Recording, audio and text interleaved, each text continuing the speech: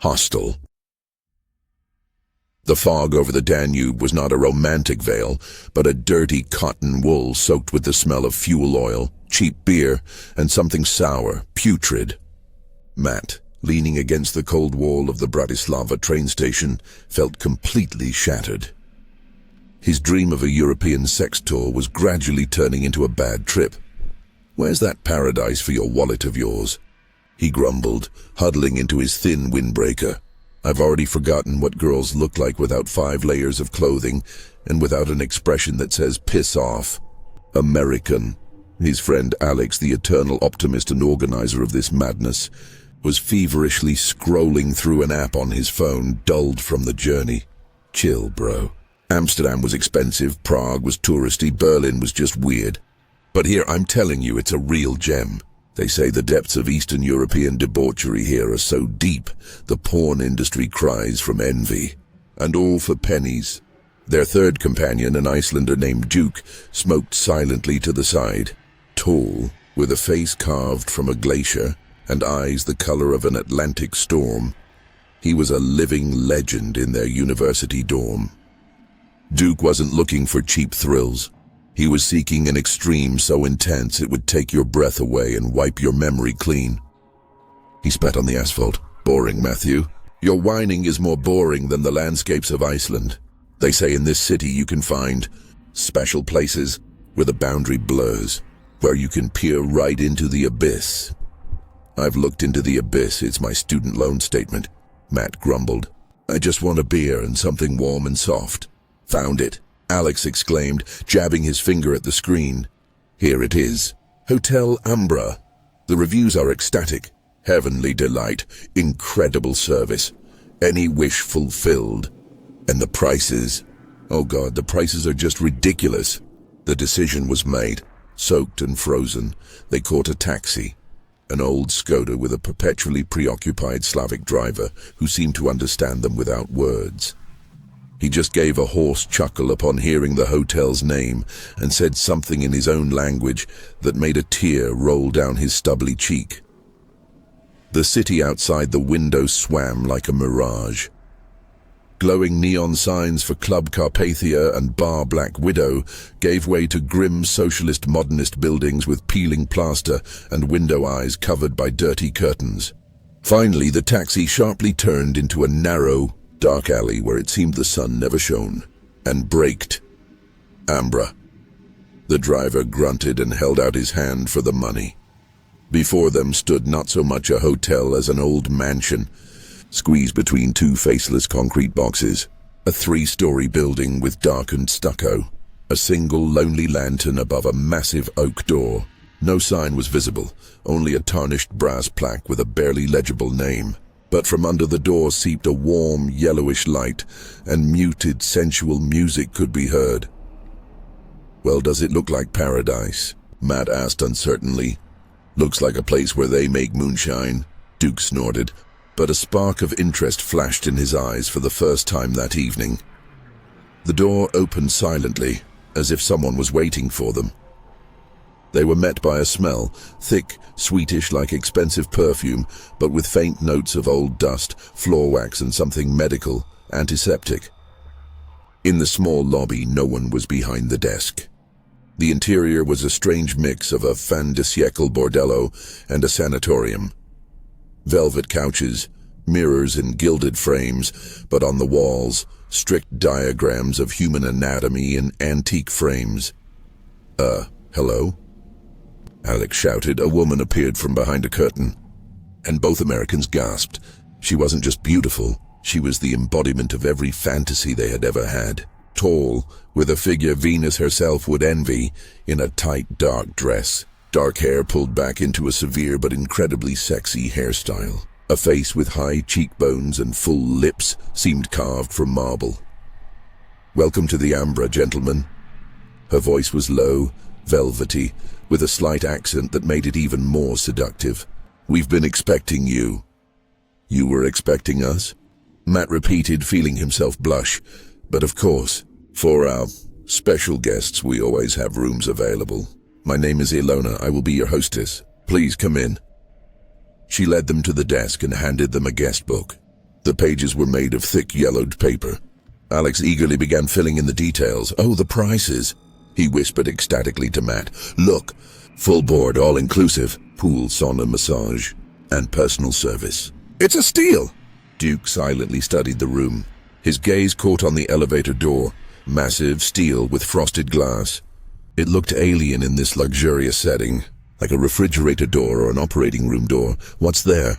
he asked Ilona, nodding at the elevator. She smiled, but her eyes remained cold as ice. "Our premium suites for connoisseurs. Perhaps for you if you decide on something truly exclusive." She handed them keys, heavy, old-fashioned, with keychains shaped like little silver scalpels. Matt found it strange, but the euphoria from the sight of Ilona and the incredibly low prices overshadowed everything.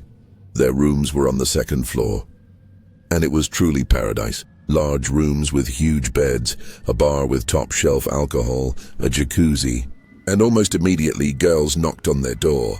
Not one, not two, three. Slavic beauties, each one a dream, each with a disarming smile and a willingness to fulfill any desire. For Matt and Alex, a real feast of the flesh began. Only Duke kept to himself. He refused the company, intently studying the room. He ran a finger along the wall, perfectly clean. He looked closely at the ventilation grate. No dust. The air was filtered, sterile. Too sterile for a place that should smell of passion and sin. Evening turned into night. Matt and Alex, surrounded by the attention of the beauties, reveled in the moment. Alcohol flowed like a river. Laughter grew louder. Boundaries blurred more and more. Ilona sometimes appeared like a shadow to offer more wine or just ask if everything was all right. Her gaze always lingered on Duke, who sat silently in an armchair watching. "Your friend isn't having fun," one of the girls said languidly, wrapping her arms around Alex. "Doesn't he like girls? He likes something else," Alex laughed. "Go find yourself an adventure for your own ass, Duke." Duke ignored him. He stood up and went out into the corridor. Somewhere deep in the hotel, he heard other sounds. Not laughter or moans of pleasure. A metallic screech, a dull, rhythmic hum, and a barely audible, piercing sound like a squeal. He followed the sound. The corridors were a labyrinth, equally luxurious and deserted. The sound led him to that same elevator. The door was slightly ajar. Behind it was not a cab, but a narrow staircase leading down into the basement. From there came that same hum and a faint, acrid smell of antiseptic overpowering the perfume. Duke took a step, but suddenly a strong hand fell on his shoulder. "Not that way, darling," Ilona's voice whispered behind him. He hadn't even heard her approach. "That is only for our special clients, for those seeking truly sharp sensations." "And what are they looking for?" Duke asked, looking straight into her cold eyes. "What cannot be found anywhere else." Her lips stretched into a smile that held not a drop of warmth. "They seek perfection, and perfection requires sacrifice and surgical precision." She turned him around softly but inexorably and led him back to the room. "Your friends are getting bored without you. And for you, we also have a surprise. A special surprise." In the room, debauched madness reigned. Matt and Alex, quite drunk, weren't bored at all. But when Ilona appeared with Duke, she clapped her hands. The girls instantly froze, their playful expressions replaced by respectful and detached ones. "Gentlemen," Ilona announced, "our highest class of service. The Gold Reserve. Girls, prepare." 2 new women entered the room. They weren't just beautiful, they were flawless. Perfect proportions, perfect skin, perfect features. But something about them was frighteningly lifeless. Their movements were smooth, too precise. Their smiles identical like dolls. And their eyes were glassy and empty. "Good Lord," Matt exhaled, and his drunken excitement suddenly mixed with primal fear. Alex, however, was delighted. "Wow, now that's art." "Who are they?" "Our finest creation," said Ilona. "Absolute harmony of form. No flaws, no imperfections. They will fulfill any of your desires. Absolutely any." One of the perfect girls approached Alex and touched his cheek. Her fingers were cold as metal. He shuddered but did not pull back, mesmerized by her unearthly, frightening beauty. I want..." He began to stammer. "We know what you want," she whispered in a lifeless voice. "Just sign here." From the folds of her dress, she produced an electronic tablet. On the screen was a contract in an incomprehensible language with lots of fine print. At the bottom, a field for a signature. "Oh yeah, baby, I'll sign anything." Alex laughed, poking his finger at the screen. Matt was suddenly seized with anxiety. "Stop, Alex. Don't do it. You don't even know what it says." "Relax, dude. It's just a formality for premium services." Alex scrawled his signature. Ilona smiled. Her smile this time was wide and greedy. "Perfect. The process has begun. Enjoy your sensations." She left, taking the regular girls with her. Only Matt, Duke, and the two perfect dolls remained in the room. One of them walked over to the bar. "I will prepare drinks for you. Special ones." Duke watched her movements carefully. They were precise, economical, like an automaton. He saw her take out a bottle of expensive whiskey, but her fingers lingered for a second on the shelf with glasses, pressing a hidden button. From the ceiling above the sofa where Matt and the drugged Alex were sitting, a sprayer silently extended and released a cloud of transparent gas. "Don't breathe," Duke barked, jumping back, but it was too late. Matt and Alex took a few breaths. Alex immediately went limp on the sofa with a stupid smile on his face. Matt felt the room swim. His body became leaden, but his consciousness still clung to reality. He saw the perfect girl turn to them. An object glinted in her hand, long, thin, like a stylus. She leaned over Alex. "Let's begin with the correction of expression lines," her mechanical voice sounded, "for full compliance with the standard." A thin beam of blue light shot from the tip of the stylus. She drew it across Alex's forehead. There was a quiet, hissing sound and the smell of burnt skin. A neat, even scar appeared on the perfectly smooth skin of his forehead. Matt screamed, but his cry turned into a hoarse exhale. Paralysis gripped him. He could only watch. The door to the room swung open. Two men in white, impeccably clean coats entered. Their faces were hidden by surgical masks, but their eyes were full of cold, professional interest. Behind them, like a shadow, came Ilona. "This one goes into the queue for a full rebuild." She pointed at the unconscious Alex. "The client signed consent for all procedures. Begin with cheekbone correction and nasolabial fold reconstruction. Prepare the second one for harvesting. He has an ideal blood type and a healthy liver. For the collection." One of the doctors nodded and leaned over Matt. A real syringe with a long needle glinted in his hand. Duke, the only one still conscious, retreated into a corner.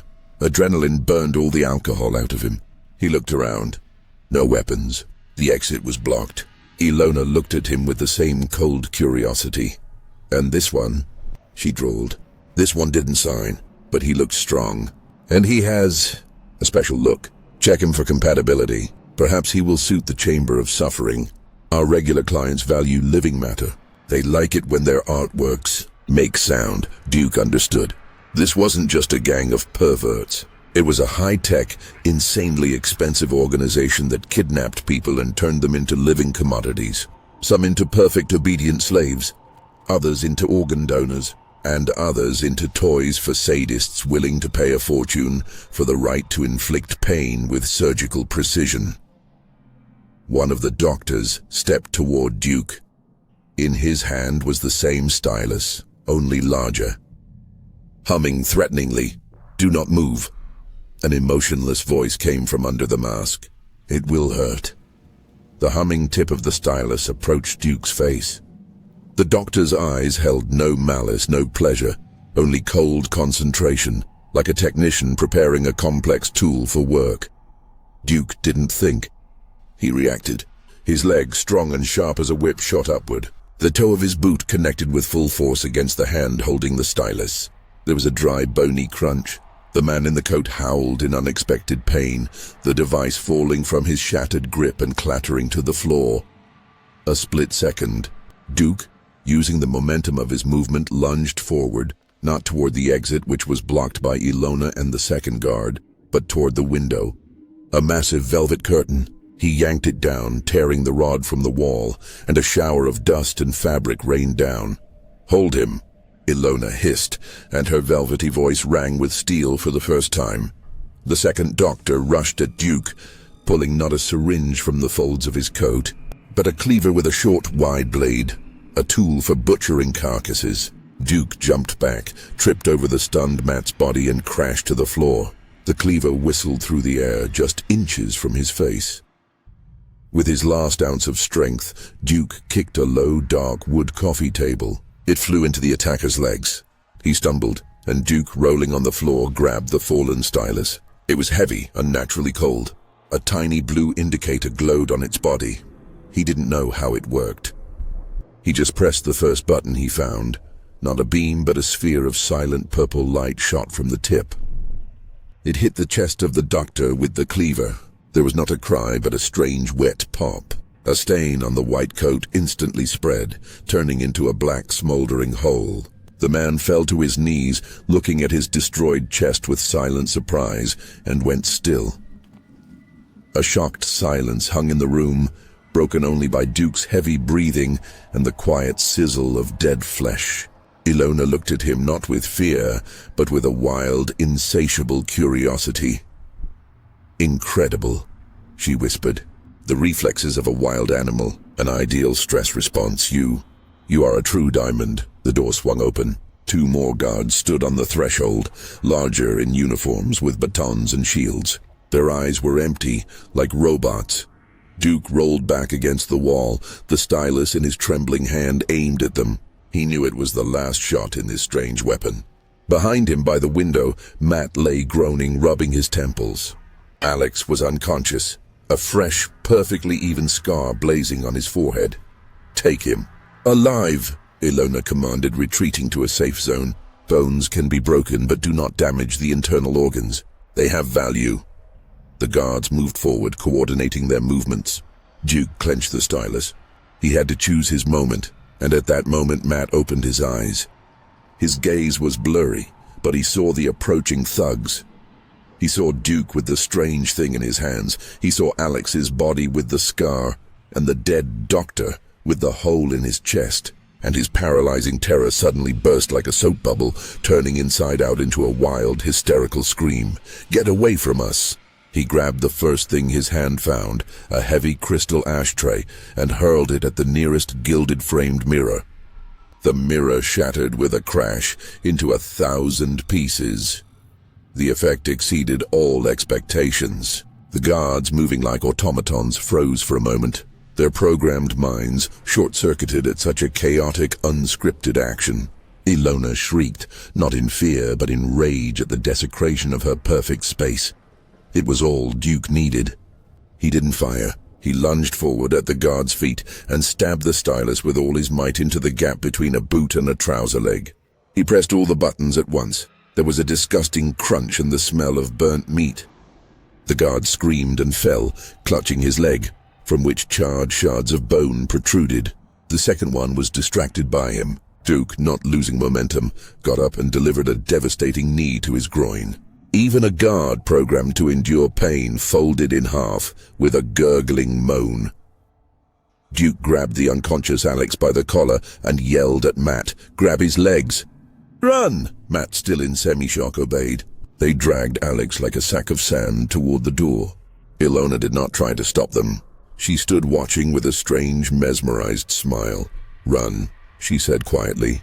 "Run, my dear guests. The game is only beginning. You are already part of the hotel, and the hotel will not let you go so easily." They tumbled out into the corridor. It was empty. Somewhere deep in the building, a siren began to wail, not loud and alarming, but quiet, persistent, like an alarm clock in a nightmare. "Where?" Matt gasped, dragging Alex's legs. "Down!" Duke commanded. "That elevator. They won't look for us there." They staggered down the corridor, leaving trails of dirt and drops of blood from the guard's shattered leg on the velvet carpet. The elevator with the frosted glass door was where Duke had seen it. He pressed the call button. To his surprise, the door immediately slid open silently. Inside was an ordinary, well-kept cab smelling of ozone. They hauled Alex inside. Duke jabbed at the buttons. Basement, cellar, 1 to 2, none lit up. Only one button at the very bottom of the panel without a number, with an engraved symbol, a stylized scalpel. Duke pressed it. The elevator smoothly began its descent. The music and the smell of perfume remained upstairs. They were replaced by a growing hum of machinery and that same acrid smell of antiseptic mixed with something sweetish and nauseating. The elevator stopped. The doors parted. Their eyes were met by Hell, dressed in sterile white tiles, a long, brightly lit corridor, more like a hospital wing. On both sides, glass walls behind which were wards. In one, an operating room. A person in surgical scrubs, his face hidden behind a respirator, was dissecting something on a body strapped to a table with jewel-like precision. The body was alive. Its fingers twitched spasmodically. In another, a room like a nightmare beauty salon. A woman with a perfectly still, freshly made face sat in a chair while a technician used a laser to burn a tattoo off skin that looked fresh, almost raw. In a third, simply storage. In large, transparent cylinders filled with pinkish fluid floated. Body parts, arms, legs, eyes in jars, all neatly labeled. Matt vomited right onto the perfectly clean floor. This is a factory, Duke whispered, and his icy calm finally cracked. They're not just torturing. They're manufacturing, processing. Footsteps came from the far end of the corridor. Not the heavy steps of guards, but light, fast, confident ones. The same man they had seen in the operating room was walking toward them. He had removed his bloody gloves and respirator. His face was tired, intelligent, and utterly indifferent. A name tag on his coat read, Dr. Kane. Uninvited guests in the inner sanctum, he said without reproach, with the mild annoyance of a scientist distracted from an important experiment.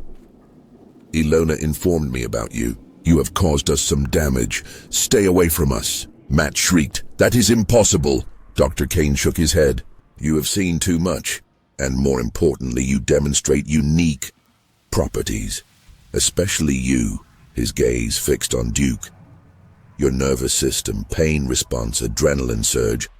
It is invaluable for our research. We are creating perfection here. But to create perfection, one must thoroughly study all imperfections, all fears, all pain. You will become an excellent teaching aid. He took a step forward. He held no weapon, only a syringe. And your friend, he nodded at Alex, has already become our client. He signed the contract. A full transformation awaits him. He will be happy. They are all happy when it's over. And this one? Duke rasped, nodding at Matt. The doctor gave a disgusted look at the pale, vomit-stained Matt. Biomaterial. Nothing personal. Footsteps behind the doctor. Other people in coats were approaching, blocking the retreat. Duke looked around. They were trapped, in the very heart of the nightmare. There was no hope. And then his gaze fell on a large red box on the wall, with writing in several languages. Emergency decontamination system. If activated, oxygen is cut off. Danger to life. Duke looked at Dr. Kane, at his impeccable, sterile Hell, and he made a decision. The only one a true seeker of extreme experiences could make. He threw the bloody stylus, not at the people, but at the fragile glass of the box housing the emergency button. No, screamed Dr. Kane, and real, genuine terror broke through his voice for the first time. The glass cracked. An deafening, piercing siren wailed, 1,000 times louder than the one upstairs. A bright red light flooded the corridor. What have you done? Kane wailed. We will all die in here. The system doesn't discriminate. Thick white gas hissed from all the ventilation grates. It wasn't poisonous in the usual sense. It was displacing the oxygen, turning the space into a deadly vacuum trap. The chaos was instant and absolute. Impeccable order gave way to panic. The doctors and technicians, cold-blooded sadists, rushed for the elevators and emergency exits, trampling each other. Duke grabbed Matt's arm. Drag Alex. Now's our chance. They rushed forward, following the panicked crowd that knew the way to safety. The gas filled their lungs, causing dizziness and a burning pain.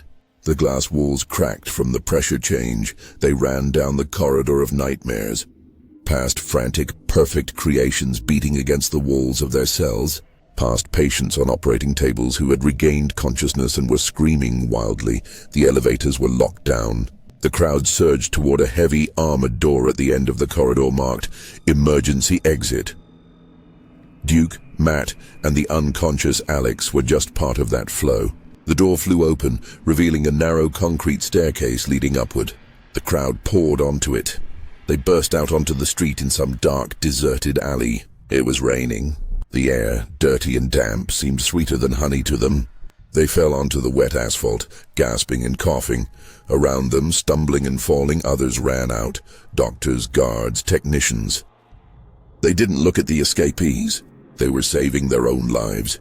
Matt cried, laughed, and cried again, hugging the wet asphalt. Duke, on his knees, looked at the dark, nondescript facade they had escaped from.